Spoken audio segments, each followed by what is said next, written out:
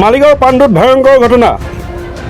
তীব্ৰ উত্তেজনাৰ সৃষ্টি হৈছে পাণ্ডু শকুন্তলা কলনীত অবৈধ অন্তঃহত্যাক কেন্দ্ৰ কৰি হৈছৈ লাগিছে পাণ্ডু শকুন্তলা কলনীত গুৱাহাটীৰ মালিগাঁওস্থিত পাণ্ডু শকুন্তলা কলনীত পিতৃৰ পাশৱী সুখৰ বলি এগৰাকী কন্যা ৩২ বছৰীয়া কন্যাক অন্তঃহত্যা কৰিলে ৫২ বছৰীয়া পিতৃ ৰবি দাসে দুটি সন্তানৰ মাতৃ আছিল অন্তঃহত্যা মহিলাগৰাকী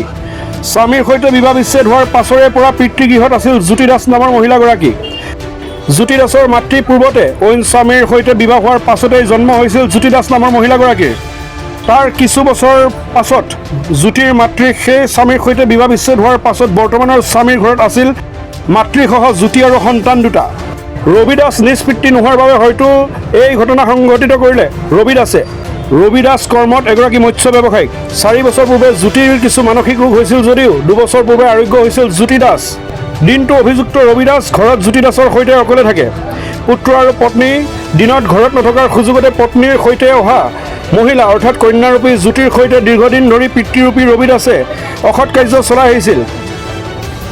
যাৰ ফলত উক্ত মহিলাগৰাকী বৰ্তমান ৬-৭ মহীয়া অন্তঃহত্যা এই ঘটনাক কেন্দ্ৰ কৰি পাণ্ডু শকুন্তলা কলনীত সৃষ্টি হৈছে প্ৰতিক্ৰিয়াৰ স্থানীয় লোকৰ তৎপৰতাত পোহৰলৈ আহে ঘটনাস্থলীত উপস্থিত জালুকবাৰী আৰক্ষী অহাৰ পূৰ্বে নিজ গৃহ পত্নী পুত্ৰক এৰি অভিযুক্ত ৰবি দাসে অন্তঃহত্যা কইনাৰ সৈতে গৃহ ত্যাগ কৰি পলাই যায় আপোনালোকে চাই আছে focus vision news Assam north east কথাটো কি হৈছে মানে মোৰ ছোৱালীজনী দুটা বাচ্চাৰ মা হা এই দুটা বাচ্চাৰ মা মোৰ ছোৱালীজনী বিয়া হৈ কিনে গিৰিয়েক এৰি দিছে দুটা বাচ্চাৰ মা মোৰ ঘৰত পালি আছিলোঁ সৰুটো ল'ৰাৰ হৈছে 9 বছৰ ডাঙৰটোৰ হৈছে 12 বছৰ হা এতিয়া থাকি তাৰ মানে এত বছৰে প্ৰেগনেণ্ট নহয় 2 বছৰ পাগল হৈছিল 2 বছৰ পিছত ছোৱালীজনী অলপ ঠিক হৈ আহিছে তেতিয়া ক'ৰবাত কিবা কৰিছে নেকি ইহঁতে কয় বাপেকে এটি কৰা এইখিনিয়ে প্ৰব্লেম এতিয়া প্ৰকৃততে বাপেক দুখী নেকি এতিয়াতে প্ৰকৃতিত বাপেক আপোনাৰ স্বামী আপোনাৰ স্বামীয়ে গৰ্ভৱতী কৰিছে আপোনাৰ কন্যাক কৰিছে ইহঁতৰে ল'ৰা তোমাৰ ফটো দিব না বিয়া হোৱা হাতৰে ল'ৰা কেছটো হৈছে সিহঁতৰে দুটা থাকিব মামাৰ লগত থাকো মই ৰাখিম মামা ৰাখিব একো টেনশ্যন নাই থাকিব না মামাৰ লগত সিহঁতে এতিয়া ওলাইছে আৰু সিহঁতে কালিয়ে ওলাইছে কালি ৰাতিয়ে ওলাইছে মোৰ মা এতিয়া গৈছে আৰু কালিয়ে ওলাই দিছোঁ মই ঘৰৰ পৰা ওলাই দিছোঁ ঘটনাটো যে হৈছে তাৰ দুটা ল'ৰা আছে গিৰিয়েক নাই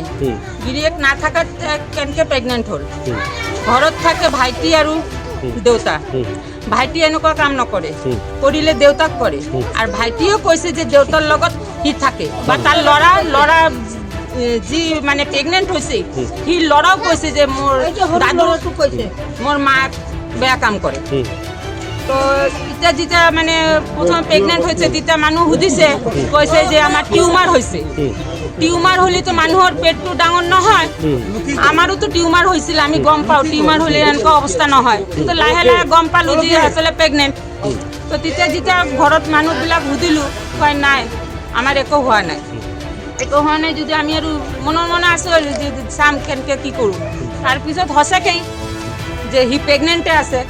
তেতিয়া পৰহি দিনা ৰাতি আমি গোটেই মাইকীবিলাক গ'লোঁ যোৱাতে সিহঁতক ধৰিলোঁ ধৰাৰ পিছত সি দেউতা পলাই গ'ল ৰাতিটো ঘৰত আছিলে কালি ৰাতিপুৱা যে গৈছে আৰু ঘৰত সোমোৱা নাই আমি ক'লোঁ যে তোৰ কোনে এইটো বেয়া কাম কৰিছে তাক লৈ আহ